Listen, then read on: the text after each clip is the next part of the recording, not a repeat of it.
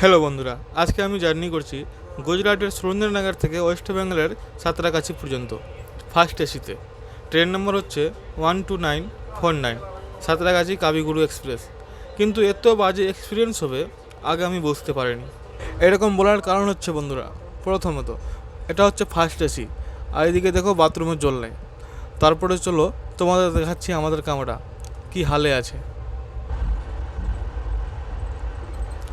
ডাস্টবিনটা দেখো, কতবার বললাম পরিষ্কার করতে, কিন্তু কারো আমার কোথায় কান নাই। আর কি বলবো, মানে চারদিকেই শুধু কাচরাই কাচরা, অনেক কাচরা। আমার সঙ্গে আছে একটা পেশেন্ট। আমরা দুজনে বাইরে কাজ করতে গেছিলাম, কিন্তু এই ভাইটা ওপর থেকে পড়ে এর পা দুটো কিন্তু ভেঙে গেছে।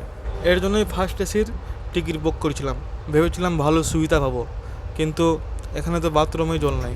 আর কি বলা যায় বলো, দুজন থেকে 11,500 টাকা লেগেছে এই টিকিটের। খুব কষ্টের টাকা বন্ধুরা। আজকে আমার এই ভিডিওটা করার মেন উদ্দেশ্যটা হচ্ছে রেলওয়ের দৃষ্টি আকর্ষণ করা। ধন্যবাদ।